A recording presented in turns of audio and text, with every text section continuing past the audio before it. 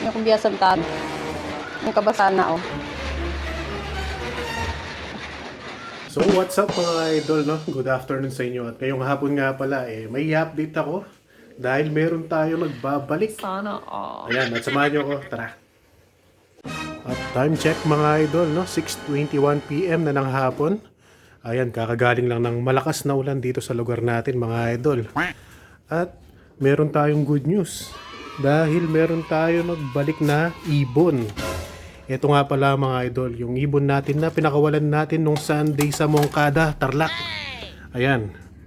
Kung napapansin ninyo, basang-basa pa siya mga idol, no? Hindi siya nakauwi ng Sunday mga idol, no? Pero ngayong Martes, habang malakas yung ulan, bumulusok siya pababa ng ating loft at basang-basa mga idol. Ito siya.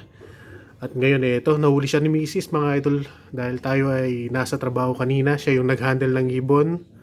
At nilagay muna dito sa ating training box dahil i-isolate muna natin dahil nawala siya ng 2 araw. At ngayon mga idol, bibigyan na natin siya ng victory digestion dahil siguradong stress na stress tong ating ibon, no?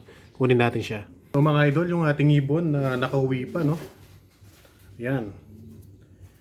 Solid yung pagkakapayat niya mga idol. Dahil siguro sa 3 araw siyang hindi kumain, no? Hindi siya uminom, ayan. Basang-basa pa yung ibon natin. Kita na yung picture niya. Pero hindi naman ganong payat na payat, no? Kumbaga, lumiit siya kumpara sa katawan niya dati bago nating tinraining. So far, yung dumi niya dun sa ating training box, maganda naman. Pero i-isolate pa rin natin, no? Bibigyan pa rin natin ng victory digestion, mga idol. Bigyan na natin siya ng 2 agad. Yan. At ayun mga idol, na 2 victory agad yung binigay natin sa kanya para mas mabilis yung kanyang recovery. At ngayon dito muna siya sa ating training box mga idol, no? I-monitor natin siya hanggang 1 to 2 days. Kung magiging okay yung kanyang dumi, ibabalik na natin siya sa ating flyers loft mga idol. At ito naman yung update sa ating mga flyers mga idol. Ito, akyat tayo. Paggabi na kaya nakahapon na sila. Yung 2 yan pala natin ay nangitlog mga idol. Yung grizzle, ayun. Tsaka itong brown natin. Pero hindi naman tayo magpapapisa dahil ilalaban natin sila. At gagawin na lang nating motivation yung paglulukog nila mga idol. Ayan yung ating mga cock. Magpapahinga na sila mga idol at bababa na tayo. Itapon lang muna natin tong tubig dahil hindi natin binababad na magdamag na may tubig dito sa loft. Tapos alisin natin tong feeder natin. At ganun din para sa ating mga breeders, mga idol. Alisin natin tong tubig kapag gabi na para hindi itlugan ng lamok mga idol, no? Ang pangit kasi kapag itlugan ng lamok tapos may inom ng ating mga ibon, no? Maliban pa doon baka may mga ibang insekto na dumapos sa tubig. Pwedeng magkasakit yung ating mga kalapate. Ayan, galing lang yung ulan dito sa lugar natin pero ang init pa rin ng panahon. Lakas ng ulan kanina Parang bumagyo rin. Napakakulimlim ng langit.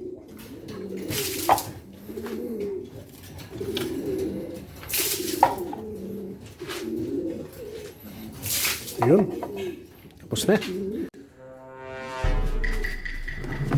Ayan mga idol, no? Simot na simot yung ating feeds na Kalapatids breeder mix. Aray ko! At nakabili pala tayo kanina, no? Ng 4 na kilo muna. Dahil malayo pa yung sahod. Tingi-tingi muna yung binili natin mga idol. Ayan. May binili tayo dito Kalapatids breeder mix. Ayan, baka naman Kalapatids. Ayan, no? Kaya ito yung binibili natin dahil napakaganda ng quality, yung grains, tsaka yung combination ng mga seeds niya swak na swak para sa ating mga kalapate, mga idol. Ayan, Kalapatids breeder mix. Baka naman. Lalagay muna natin dito. Tingi-tingi lang yung binili natin, 3 kilo lang yata to. Ay 4 mga idol. Tapos meron din tayong biniling. Ayan, pula-puti. Mga idol, ayan. Kitang-kita naman yung pangalan. Bali kasi balak kong mag-breed mga idol para sa south natin kung makakahabol pa. Pero duda kasi ako mga idol kung makahabol pa tayo. Masyado na ba tayong late or kakayanin pa? Pakisagot na lang sa ibaba mga idol, no? Paki-comment kung makakahabol pa ba tayo or hindi na. Para kung hindi na, sa tingin nyo i-stop na natin yung breeding natin. At kayo mga idol, gamit nyo rin ba yung pula puti sa pag-breed ninyo ng mga ibon? Kung gamit nyo rin to mga idol, paki-comment lang dito sa baba kung paano nyo ginagamit nang maturuan nyo ako mga idol, no? Ito yung gamit natin na susubukan natin ngayon para sa breeding natin kung makakahabol pa tayo sa south. At ayan, shoutout sa mga gumagamit ng pula puti. Kung gumagamit kayo na ito, paki-comment lang sa baba idol, no? Paano siya gamitin para maging bihasa rin ako sa paggamit nito. Ayan. Yung mga sakalam natin na idol, nung nakikita natin sa mga vlog, ito daw yung gamit nila sa pag-breed at saka pagkukondisyon ng mga ibon. Ayan, no? Wala namang masama mga idol kung susubukan natin yung ginawa rin nila. At ngayon mga idol, no? Meron pala tayong ibon dito. Merong isang ibon dito idol, no? Pinadala ni brother Jan Gamboa. Ito palang ibon na to itotos lang natin dito. Bukas pakakawala rin natin. At hopefully bukas ng umaga ay hindi na umuulan para makuwi siya ng maayos. As of now dito na muna siya mag-stay, magdamag.